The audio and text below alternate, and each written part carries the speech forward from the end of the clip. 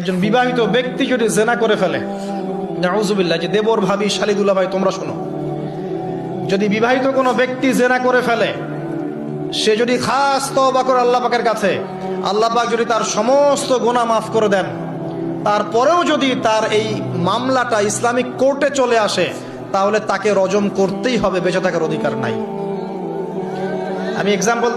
আমি দলিল দিচ্ছি, শোনেন। নবী সাল্লাল্লাহু আলাইহি ওয়াসাল্লামের একজন সাহাবী, মহিলা সাহাবী, তিনি পাপ করে ফেলেছেন। কি করেছেন? জেনা করে ফেলেছেন। বিবাহিত ব্যক্তি ছিলেন। নবীর কাছে এসে বলছেন, ইয়া রাসূলুল্লাহ তাহহিরনি, আমাকে পবিত্র করুন, আমি অন্যায় করেছি। নবী সাল্লাল্লাহু আলাইহি ওয়াসাল্লাম বলছেন, মুখ ফিরিয়ে নিচ্ছে, একবার ডান দিকে মুখ ফিরাচ্ছেন, একবার বাম দিকে মুখ ফিরাচ্ছেন। নবী শুনতে যাচ্ছেন না, কারণ এটা কোর্টে চলে আসলেই বিপদ।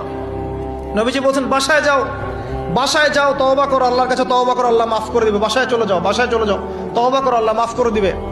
সে মহিলা বলছে, না ইয়া রাসূলুল্লাহ, আমি অনেক বড় অন্যায় করেছি, আমাকে পবিত্র করুন। আপনি পবিত্র না করেন তাহলে পরকালে আল্লাহ আমাকে শাস্তি দিবেন, আমাকে পবিত্র করুন। এবার নবী সাল্লাল্লাহু আলাইহি ওয়াসাল্লাম বললেন, বাসায় যাও। তুমি গর্ভবতী হয়েছ? হ্যাঁ। বাচ্চা খালাস করো, তারপরে এসো, তোমার বিচার করে দেওয়া হবে ইনশাআল্লাহ।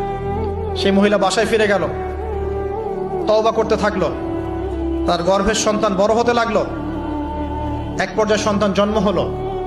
সন্তান জন্ম হওয়ার পর সে এসে বলছে, ইয়া রাসূলুল্লাহ, এই যে কোলের বাচ্চা, এই যে 3 দিন আগে 4 দিন আগে হয়েছে সন্তান, আমাকে এখন পবিত্র করে দিন, আমাকে শাস্তি দিয়ে পবিত্র করুন। নবী সাল্লাল্লাহু আলাইহি ওয়াসাল্লাম বাচ্চা দিকে তাকিয়ে বলছেন যে এই বাচ্চাকে দুধ পান করাতে হবে। এবার তিনি নবী সাল্লাল্লাহু আলাইহি ওয়াসাল্লামকে বলছেন, ইয়া রাসূলুল্লাহ, এই যে আমার বাচ্চা এখন রুটি খেতে পারে, আমাকে এখন পবিত্র করুন।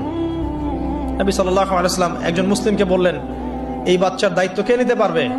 একজন মুসলিম সাহাবী বললেন যে আমি নিব ইয়া রাসূলুল্লাহ। তখন তার হাতে বাচ্চাকে সোপর্দ করা হলো। বাচ্চাকে সোপর্দ করার পর এই মহিলাকে নিয়ে যাওয়া হচ্ছে এবং সাহাবীকে বলা হলো, অন্যান্য সাহাবীদেরকে বলা হলো, তোমরা এই মহিলাকে নিয়ে যাও, নিয়ে গিয়ে রজম করো, অর্ধেক মাটিতে পুঁতে ফেলে পাথর নিক্ষেপ করে হত্যা করো।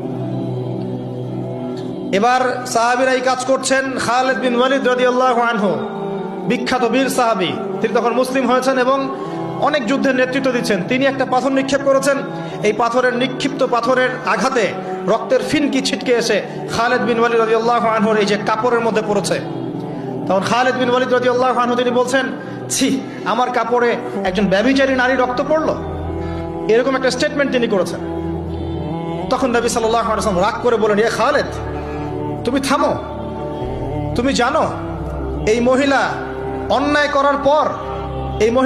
করার পর এমন তওবা আল্লাহর কাছে করেছে, এত বেশি তওবা সে আল্লাহর কাছে করেছে, এত বেশি তওবা আল্লাহর কাছে করেছে বিগত এই সময়গুলোতে, এই তওবা যদি পুরো মদিনাবাসীর মধ্যে ভাগ করে দেওয়া হয় তবুও কম হবে। এবং সেই মহিলা এখন জান্নাতে আছে, জান্নাতে নদীতে সাঁতার কাটছে ইনশাআল্লাহ। আমি বুঝাতে পারলাম কিনা? এই মহিলাকে আল্লাহ পাক মাফ করে দিয়েছেন, তিনি জান্নাতে আছেন ঠিকই, দুনিয়াতে তার বিচার নবীজি করেছেন। তারপরেও আমি কি বুঝাতে পারলাম যে বিবাহিত ব্যক্তি ব্যভিচার করলে কিরকম শাস্তি হবে? এরপরেও যারা এখন ওই জেনার অপরাধে লিপ্ত আছেন, অবিবাহিত হন আর বিবাহিত হন, আল্লাহর ওয়াস্তে আজকে গভীর রাত্রে গিয়ে তওবা করবেন, রাত্রেবেলা ওযু করবেন, জায়নামাজে দাঁড়াবেন,